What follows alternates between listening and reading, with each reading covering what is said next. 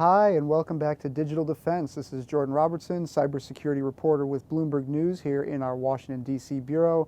This is our weekly cybersecurity show, and it's an interactive show, so we encourage you to send in questions wherever you're watching this. We're broadcasting live right now on Facebook, YouTube, and Twitter. And as an interactive show, I want the audience to kind of dictate where we go with this, but we do have an interesting topic to frame the show around this week. And that is a blockbuster story in the New York Times this weekend about Uber and its kind of bad boy CEO, Travis Kalanick, getting in yet more trouble, over some of the company's both human resources practices, as well as, interestingly enough for this audience, is some of its technological tricks that it's using to track users and things like that. So if you have any questions about this subject as we move through it, please feel free to write your questions in the comment section, or you can tweet it at us, at Technology, which is our Bloomberg Technology Twitter page. So I'll just jump right into it. So the Times had, a really blockbuster story, great bit of reporting this weekend on Uber's CEO. As many of you know, Travis Kalanick is kind of the hard-charging CEO that made Uber what it is today. As a company, they've had to overcome some really major hurdles in expanding the ride-sharing service, beyond its roots in San Francisco, and have encountered all kinds of regulatory hurdles and have overcome them.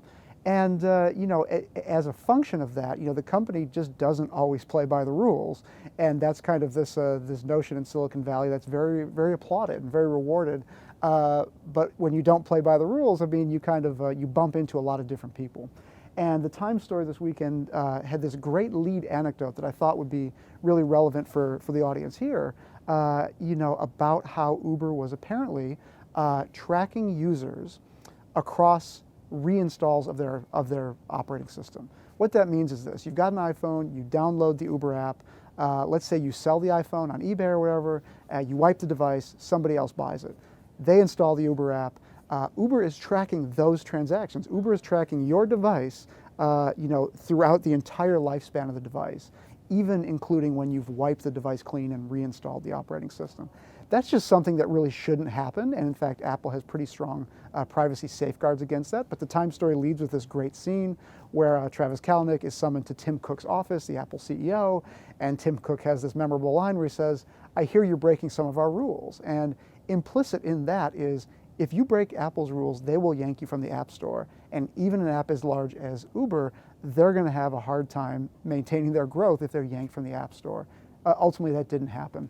But what Tim Cook was so upset about is this topic of device fingerprinting that I really wanted to dig into today, because I didn't know a whole lot about it, and so I'm assuming viewers may not as well. And part of the function of this show, as I view it, is walking you through some of my discoveries, as we try to navigate this world of cybersecurity and privacy and things like that. So let me, again, any questions on this topic or even others, please feel free to write them in the comments section or tweet at us at Technology, and we'll answer as many of those as we can. So let me get into this a little bit first. So, what device fingerprinting is at its core, every device has a unique identifier just like this. This is what the iPhone's identifier looks like. It's a 40-character string of, it's an alphanumeric string, so letters and numbers, 40 characters. If you have your device, you can find these pretty easily. You can either look at it through the menu, or you can plug the device into your computer and get it through iTunes. This unique identifier is a really, really valuable piece of data. And in fact, just several years ago, Apple was very laissez-faire about giving this identifier out. So what that meant was anytime you download an app to your device, this unique identifier would be readily accessible to any of those apps. They download the app, and they would just be able to track you wherever this device goes. If you have access to this identifier, anyone can track you, whether that's an advertiser, whether that's an email provider, whether that's anything. And it just becomes a very valuable. It's like, think of it as your social security number. Now, it's good to have a social security number. It's it's reasonable to understand that that is used as an identifier to track you across government databases, let's say. But the problem becomes, if you want to download a bunch of apps to your device, they shouldn't have access to this. And in fact, Apple has implemented policies restricting that access. That's a good thing. What Uber was doing, they were not accessing this number. They couldn't. What they were accessing instead was something called a serial number. Now that's a shorter identifier than what you just saw, but it's still an identifier nonetheless of your particular device. It's just not as good as the unique identifier, but it's still pretty good. And some sleuths on the internet, this is a screenshot from one of them, after the story came out, they went looking through old Uber code to try to figure out what Uber was doing to track users. And it turns out what they were doing was, anytime you downloaded the app, they were running this program, which was essentially an unauthorized program that would call out to the device and it would tag the serial number. Again, that's the shorter version than the unique identifier, but good nonetheless. And this is an example of the code that actually allowed them to do that. I mean, it doesn't make much sense unless you know programming code, but what you can see here is, you can see that the Uber app was calling for the user's serial number. You see it here, you see it here, you see it here. And they were not allowed to do this. These are things that when you talk about companies like Apple or even Google with their Android operating system, one of the big discussions these days around privacy and security as well is what applications, what programs on your phone can access this bevy of identifiers, because these aren't the only two. And really the push has been for Apple and Google to offer tools to limit devices, limit applications access to these, to these identifiers. And that goes a long way, and Apple has a very different business model than Google's. So, in Apple's case, they offer some pretty strong protections against applications accessing these identifiers. And what Uber was doing was circumventing that and tracking these identifiers across usages of these devices. Now, I should mention before we get to some of these questions that are coming in that thank you for those of you who are writing in, and again, feel free to send any questions for anybody watching. Uber said that it was tracking these devices to prevent fraud. Now that's a perfectly reasonable and legitimate use of these identifiers. What Uber was saying was people were, cheating promotions that they would offer, especially overseas, and buying used iPhones, registering dummy accounts, using stolen credit cards, and just building up all these rides to lead to incentive payments to drivers. So it's an understandable use of this information. The problem was Apple didn't really allow it. And that's what Travis Kalanick got summoned to Tim Cook's office that day to kind of address, and they agreed to stop doing it, and they say they're not doing it anymore. Let me get to some questions here. Again, thanks for those of you who are writing in, and anybody else who has questions, we're wide open to answering those. The question here is, hasn't Apple been accused of doing something similar, tracking us using location services? Yes, the viewer's right. Apple has not had a perfect track record of this, and I should preface this answer by saying, again, Apple and Google have very different business models. Google offers some tools as well. They're not quite as good, as the iPhones in terms of, blocking access to this information. But Google actually does have a lot of tools as well. They're just hard to get to. The problem is if you have an Android phone, your Google account is associated with that phone, so Google's going to get a ton of information about you just by that very fact. Apple just has a different business. They sell hardware primarily. So they're not as inclined to track things. That being said, in response to the viewer's question, yes, Apple has gotten in trouble before, because they were using information about, I believe it was users' Wi-Fi information. So as you were walking around or driving around, and your phone was beaconing out to Wi-Fi hotspots and identifying those, I believe it was, and I could be wrong, but Apple was recording some of that information. Google got in trouble for this as well when they were sending out their vans, like the Street View vans, and they were logging people's Wi-Fi connections as they passed by their homes. So they were aggregating all this information about people's home Wi-Fi networks and kind of, what the identifiers of those were. So this idea of tracking, pervasive tracking, is not one that's limited only to ad networks. And in response to the viewer's question, again, Apple has not had a perfect track record on this, even though their business is not strictly collecting data. Their business is selling devices. But the tendency, that the big lesson in all this is the tendency in technology companies is to collect it all until you're told otherwise. As I said, it was only until a few years ago that Apple allowed these unique user identification numbers, which was this. That's the social security number of your device. It was only until a few years ago that Apple allowed app developers to access this and to use it for tracking for whatever purposes they saw fit. Apple has since kind of done a really hard change on that practice, and they do now have strong protections against that. But the point was, when these new technologies come out, the default, and as a consumer, you should assume the default is devices and applications will collect all of the information they can until they're told otherwise, until Congress gets involved or regulators, or there's just enough public pressure against these practices to get them to change. That's not necessarily nefarious. There's a lot of value for these companies in tracking this information. As I say, the Uber's explanation was, look, we were trying to prevent fraud against our services. And there's no evidence to suggest that that's untrue. But what you have to make a decision on as a consumer is, are the companies I'm buying technology from, do they align with my values? And again, there are pros and cons of both sides of this. I mean, iOS has cons that Android doesn't, and vice versa. But they're very different business models. And you should recognize that at the end of the day, one of my favorite lines about privacy in the digital age is, if you're not paying for something, then you are the product. And you should be aware that when you use any of these digital services, as you're clicking through the permissions whenever you download a new app, and it says, nobody really reads those things, but what they're saying in some of those apps are, we will collect things like your identifier if we can and track you for the life of your device, or even for the life of your account. And it's just important to be aware of how this stuff works, because we've got some more questions as well. And before I get to those, wanted to mention that, the Time story was a real blockbuster piece, was a great bit of reporting. But I felt like it left one question. It kind of raised a question that didn't fully answer, which was, how is this fingerprinting done? And I'm hoping this show can kind of clarify a little bit about what that means, because I think some readers, myself included, may have been left with the impression after reading the story that there was code left over on your device, even after you've wiped it, even after you've sold it. And that's a pretty dangerous thing. Like, if you want to resell your phone, you want to have some confidence that you've deleted everything on it. What was happening, as best as researchers could tell, isn't that Uber was leaving code behind to track you in that way across devices. They were grabbing this serial number that they really shouldn't have had access to, and they were cross-referencing that the next time the app was installed. So next question here is, Uber also just got in trouble for using grayball technology. Can they get in serious trouble for all this?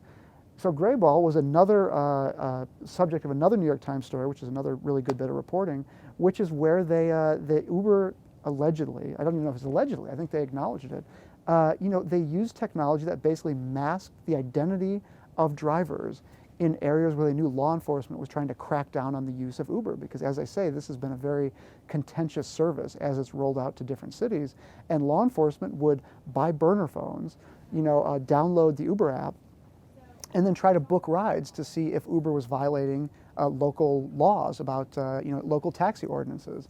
So what Uber was doing was, according to this New York Times report, they were using obfuscation methods to hide how many cars they had in the area, whether they had cars in the area, and to not send cars to devices that they believe were being used by law enforcement to kind of entrap them.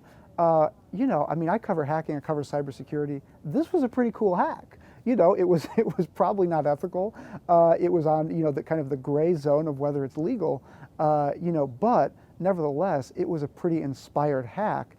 To hide the activities of Uber from law enforcement. And I should note, that Uber's mentality around this issue is that even if some of their activities may be illegal, their argument has always been some of these ordinances, these taxi ordinances, are unlawful. Like, what they say is that these ordinances exist only to protect entrenched business interests. They're not in the public's interest. And that's a really important point to make, because they've gotten some of these laws reversed, or they've gotten favorable regulations written in some of these cities where they operate. So this idea of, like, does it violate a law? Uber has a very different stance on that issue than many tech companies. But in response to the viewer's question, can Uber get in serious trouble for doing what they did to Apple's app? Doing what they did to the in the grayball technology. The question is potentially, but probably not. And here's the reason why. Apple could have booted Uber from its app store. It was within its right to do that. I mean, they basically busted the company violating a really core tenet of their terms of service. But they didn't. And who knows why they didn't, but one could make the argument that Uber is a big property to have on the App Store. It's one of the the biggest apps in the world. So if you boot that app, for violating terms of service in this way, does that have a negative impact on, usage of Apple devices? Like, would people decide not to get an iPhone, because they are not able to use the Uber app? That is certainly a question that I have to imagine came up for Apple when deciding what to do about it.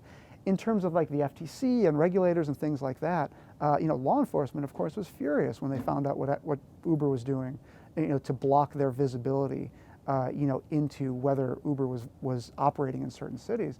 But I think, as with so many things in technology, these are new areas that are being developed as we speak in real time. So it's not like they would run afoul of an existing piece of legislation. If anything, Uber has, kind of run up against existing taxi ordinances and things like that. But they have a very well-honed playbook at this point for how to address that in cities they go into. I don't know if there is a playbook for law enforcement in terms of, prosecuting a company because they masked, data on their app from law enforcement officers. Like, I think it's just kind of again, it was a clever hack, and they got kind of their wrist slapped for it. But they're a company that's really hard charging, and they're expanding, and they're doing things that no company has done in this space. So from their point of view, if they've got to break a few eggs along the way, that's just kind of the cost of doing business. Next question here is this practice listed somewhere in the small print, or is it totally hidden? Good question. It's totally hidden. There may be certain apps will tell you what piece of information they use to track you. However, again, nobody looks at these things, when you're clicking through an app. And frankly, even though I cover cybersecurity and privacy, I'm not one of these people who's going to tell you, oh, you should really look at those things. You should really read the fine print when you're downloading an app like that.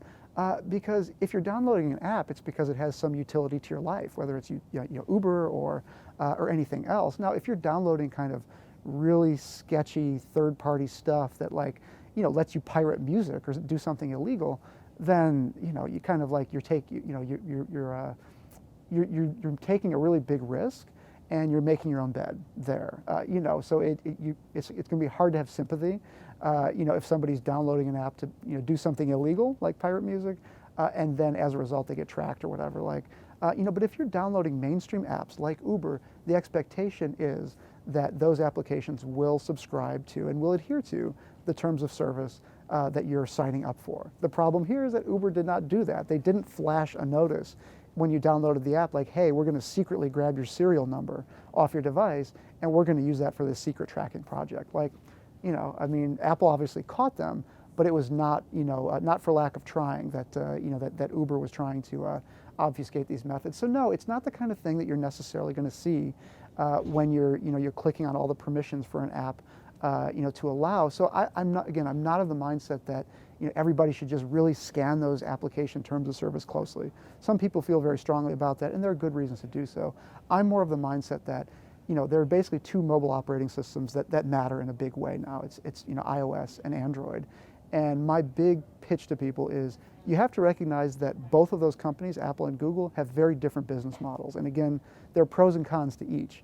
But you have to understand that when let's say you have an Android device, you have to understand that even if Google provides you really great tools for blocking this type of tracking by apps, Google is still going to track all that data. Now, the plus side of that is Google can provide you some amazingly personalized services that some people find really great, from customized YouTube channels to directions and maps and things like that. And as many of us will recall from Apple's own Maps debacle from several years back, where they were the maps were leading people into rivers and lakes and things and it just didn't know what it was doing. There's value in tracking people, for technology purposes. On the other side, if privacy is really important to you, and that's kind of your cardinal, your orienting principle in determining what technology you'll buy, Apple has a very different approach to this than Google, and Apple does have some really strong privacy controls. But you give something up. There's a trade-off on both sides. So that's kind of my big pitch to people: is think about which operating system you're buying, and understand what the trade-offs are. And I think as long as you go into these things with your eyes wide open, that's kind of the best position you could be in. Next question here is, what happens when you close the app or turn off your phone? Problem is, in this case, they've already grabbed your identifier. Again, Uber says it has stopped doing this, and its continued presence in the Apple App Store probably suggests that that's true. The problem with this type of tracking, this question actually raises a really interesting and fundamental point about cybersecurity and privacy is, there's been a lot made about browser cookies and things like that. Like whenever you go to a website, the website will drop a cookie in your browser and it will track you kind of wherever that browser goes for advertising purposes. That's what most people think of when they think of tracking. And that's the way a lot of online advertising is done. But when you talk about hardcore cybersecurity concerns and really hardcore privacy concerns, it's these unique identifiers of your hardware that really get to the point of, if you're facing insecurity, a nation state adversary, they really want to know this. They want to know beyond a shadow of a doubt that if they see a device on a network and they're capturing all the internet provider, traffic across an internet connection, they want to know that that is you, and if they're targeting you, this will give them that certainty to deploy some sort of advanced attack. Likewise in terms of privacy stuff, advertisers really want to know that they're serving ads to people who have the highest likelihood of clicking on them or buying something. And the more granular data they have about your device, the more tailored ad they can serve you. So that's really important to think about. It's not just your browser. Everybody at this point knows you can clear your browser cookies and give yourself a modicum of protection from unwanted surveillance. But that is just the thinnest layer of what you should do and can do to protect yourself online, because your hardware identifiers, whether it's your phone, whether it's your router, whether it's your PC, this is what attackers look for, and this is what advertisers frankly look for. And because it's a pretty deeply technical issue, there hasn't been a ton of discussion about it, but the smartest cybersecurity people I talk to say that these hardware identifiers, this is what people look for when they're looking to do really serious bad behavior on security or privacy. We've got a couple of questions here. Before we get to these questions, I wanted to bring up a couple other issues, and thank you for all the people writing in. Again, you can feel free to write in the comments section or tweet us @technology. We're happy to take any questions that come our way. There are a couple of things you can do within iPhone and Android to limit some of these practices. Again, if a company like Uber goes rogue and uses their kind of trusted position within the Apple App Store to run programs that grab data they're not supposed to, there's not a whole lot you can do about that. However, and as I say, Apple has some pretty strong protections in this area. One of the things Apple offers is this. There are two things. Is you can click a button that limits ad tracking. Now that might sound kind of like a milquetoast approach. If you're concerned about privacy, why don't you just block all ad tracking? And Apple has recognized this, that so what basically this function does now, by limiting ad tracking, what that means now is it's basically blocking almost all behavioral targeted advertising to your device. So this kind of limit ad tracking rubric is actually a little bit misleading. It's much stronger than that now. But this is something you should do. If you've got an iOS device, and you're concerned about advertiser tracking you, this is something important to do. And you can also reset your advertising identifier. That's basically like your cookie in your browser. So again, these don't get to your hardware identifiers. You basically have to accept and hope that Apple is protecting that information as strongly as it should. But as a user, you don't have a lot of control over that. That's up to the device maker, in this case Apple, to really police that environment and make sure that apps like Uber are not doing what they're not supposed to. And in this case, in the case of the New York Times story, Uber got caught, so Apple was doing something right. And in the case of Android, you can also reset your advertising ID. But before I get to these questions, I do want to make a really important point about this. This means something very different in the Android environment than it does in the iOS environment. Remember, I just said that in iOS, limiting your ad tracking, resetting your advertiser ID, that means something very strong in the Apple environment. Within Google's environment, it does essentially the same thing, but there's a big difference. Underneath, the Android operating system, is Google services. Google services are interwoven with the Android operating system. So even though if you've got an Android, and I suggest you do this, reset your advertising ID from time to time, that blocks certain parts of your data from going to applications, especially third-party applications. One really important thing to remember is that when you're using a Google device, again, even though there is a lot of value, potential value, in tracking for Google in terms of personalizing services. The big downside is, you can click this button all day long and Google is still going to get a whole lot of data about you and your device because they own the operating system. And that's really important to note as you're thinking about this topic. A couple other questions here is, what about turning off location services on the iPhone? Does that solve the Uber tracking problem? It doesn't. As I mentioned, the Uber tracking problem was they were grabbing your serial identifier. They were grabbing your hardware identifier. Again, they say they've stopped that practice, and indeed, the latest version of iOS, very strongly blocks, that type of accessing data. But turning off location services is a topic that does come up in cybersecurity circles. And, the thing about it is that because it's a mobile phone, turning off location services can be helpful in terms of it does limit the amount of data about your device that's transmitted over a network.